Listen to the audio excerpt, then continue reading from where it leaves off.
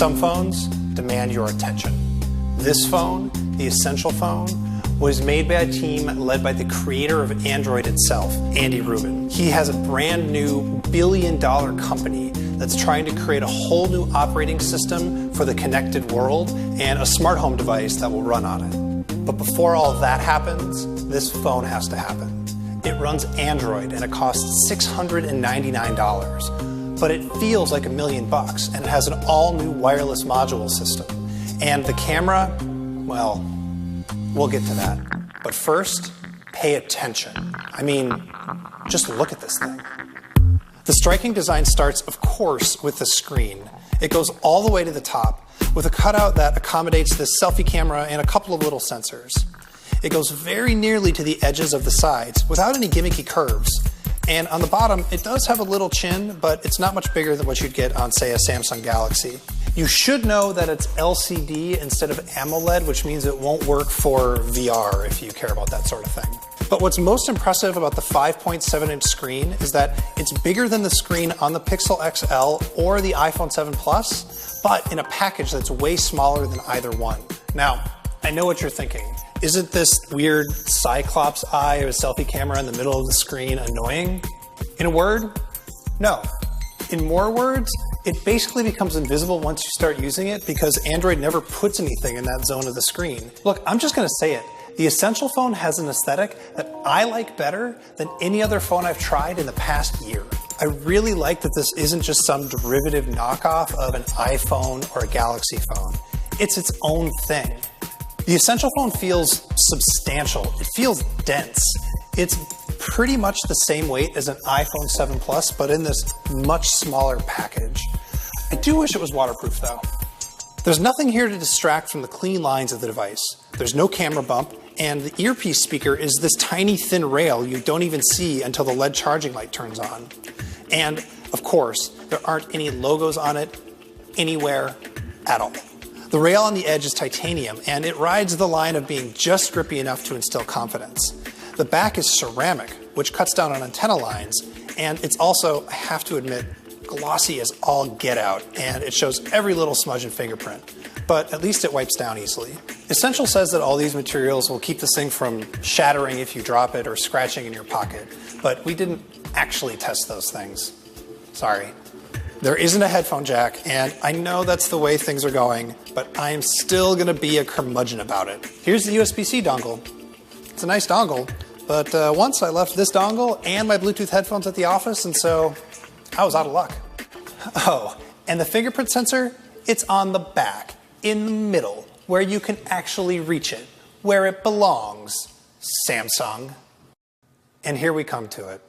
The most important part, really, of any Android phone review, the camera. Hey everybody. You may have noticed I'm not wearing a suit, and I'm in an office with Viren behind the camera and Tyler editing the video you're watching right now. Here's the story. A mere hours before we needed to publish this review, Essential pushed out a software update for the camera, which changed the quality of its photos from dumpster fire to pretty good. This is a section of the video where we're going to tell you about the camera, so I will. There's actually two lenses on the back. One is black and white, the other one is color, and they combine the two images together to make a better photo than you'd get from either one on its own, and it means that there's no camera bump. So I compared it to a Pixel XL, and the Pixel XL is still way faster, and its pictures are slightly better. So we're gonna go back to the rest of the video. We're gonna talk about the modules and everything else that's going on with this phone. And then at the end, I'm gonna come back to the camera a little bit. And what I say there at the end, it's still true, but if I had had the original software that I have now, I might not have been quite so, I don't know, emotional about it. So check it out. There's one more interesting thing to talk about with the Essential phone, and it's related to these two little metal pins on the back. Just like Motorola, Essential is trying to get you to buy a bunch of modules.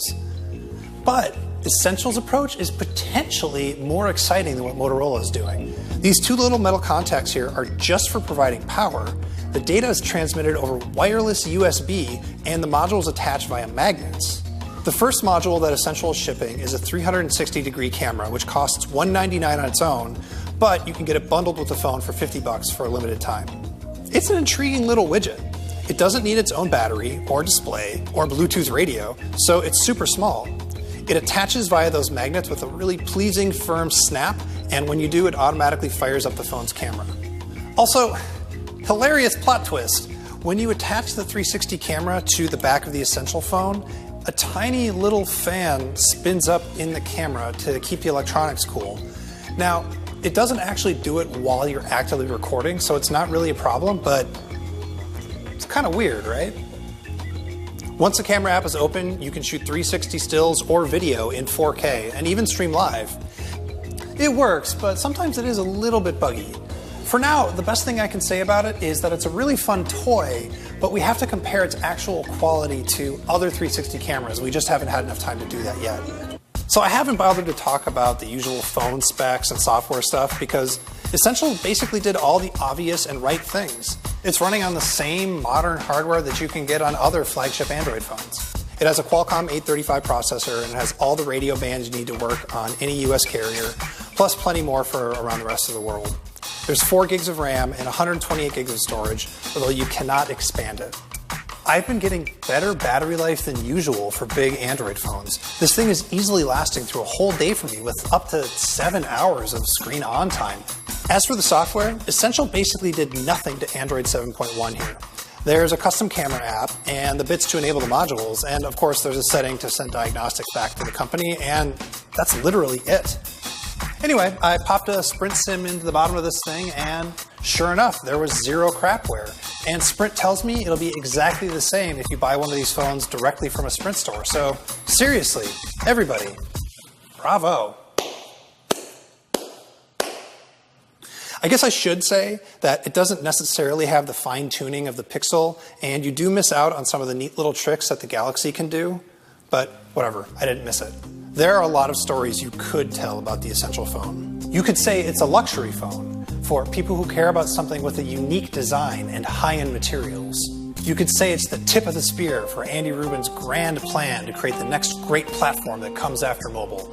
You could say it's the new harbinger of the return of modular gadgets where you can plug little things into your phone and your TV and your thermostat and anything else you can think of. You could say it's a phone that snuck in right before the Pixel XL2 and beat Google at its own game. If it weren't for the disappointing camera, that might have been the story that I'm telling you right here. And maybe it could be someday with a software update, but we've heard that software update story before, and it usually doesn't turn out well.